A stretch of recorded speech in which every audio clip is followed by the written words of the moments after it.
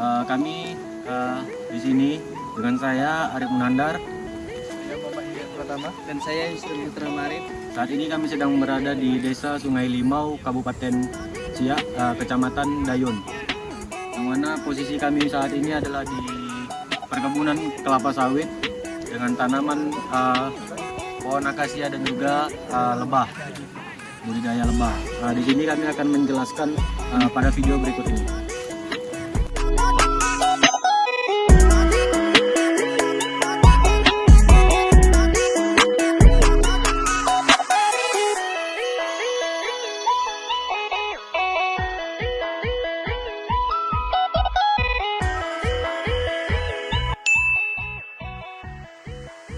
Ketika dia nyerbu tidak meninggalkan penyakit. Beda kalau misalkan kupu-kupu yang menyerbu, kan pasti ada ulat di situ. Nah, kalau lebah nggak ada ulat, dia ulatnya nanti ada di sarangnya.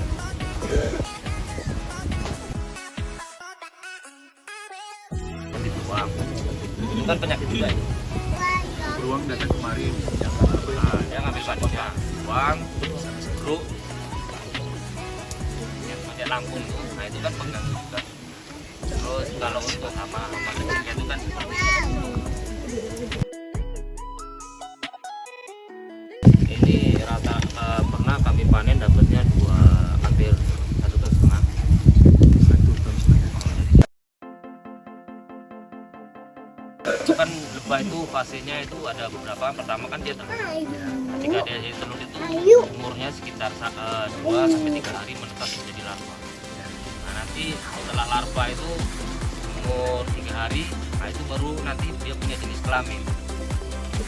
Dia jadi jantan atau jadi ratu atau jadi lebah bekerja. Itu di umur 3-4 hari. Nah, setelah itu nanti masuk fase dia itu menjadi pupa. Nah, situ dia nanti puasa selama sekitar kurang lebih sekitar 11-12 hari dia menetas menjadi lebah baru. Itu untuk lebah bekerja. Tapi kalau lebah jantan dia sampai 25 hari nanti baru menetas. Dia lebih cepat ketika dia jadi ratu. Kalau jadi ratu dia butuh waktu cuma 11 hari sudah menetas. Terbangnya Diamond hijau tuh lebah atau Bukan, itu hama. hama ya? Untuk kayak tadi kan bapak tuh menjelaskan kalau lebahnya ada hama penyakitnya, Pak. Nah tuh penyakit apa aja yang biasanya rentan sama lebah nih, Pak? Yang paling sering kena? Yang ini. Kutu yang paling sering bikin habis, Pak. Bapak budaya otodidak atau ada pelatihan dari luar juga?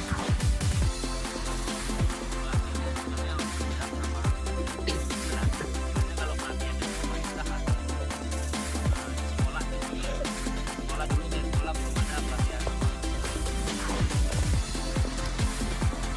Belajar dari itu karena ada yang sekolah belajar kawan-kawan lagi yang sudah melakukan.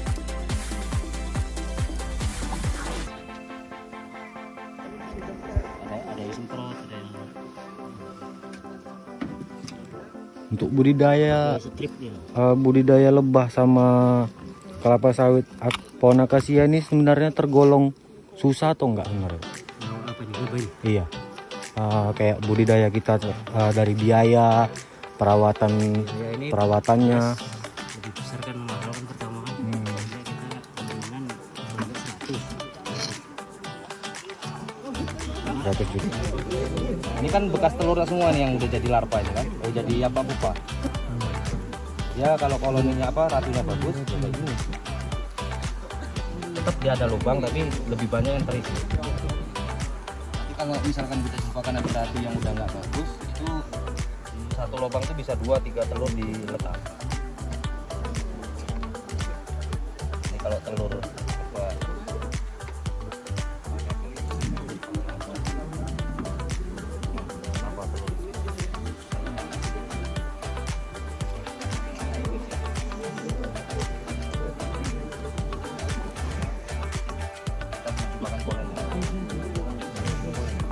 kecuali misalkan ini kita pindahkan di sini kan, nah di sini jadi gini.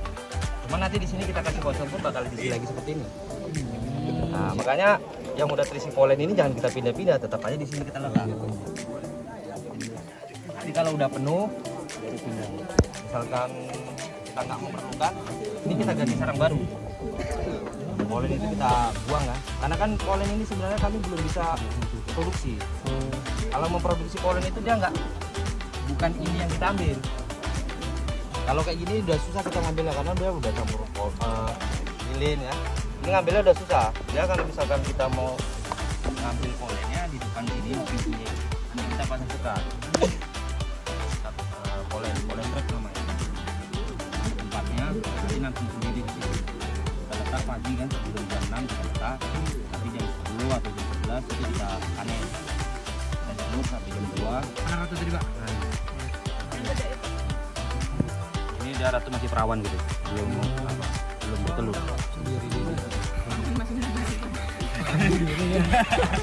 Masih diri.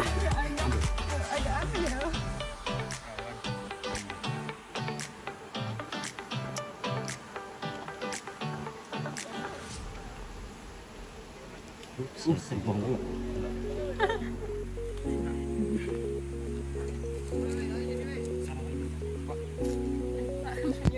Ditentukan oleh Bapak PT. Itulah yang jadi dilema sama teman-teman. Karena harga madu itu kan naik turun itu karena banyaknya madu, sedikitnya peminat. Ketika sedikit peminat, madu banyak, petani kan dia butuh operasional. Nah, ketika petani itu butuh operasional, berapapun harganya pasti dijual. Itu aja.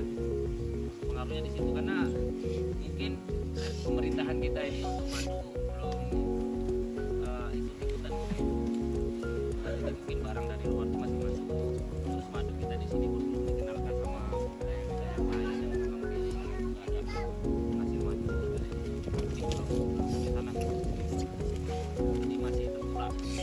Kalau tertulak itu kan yang pasti dari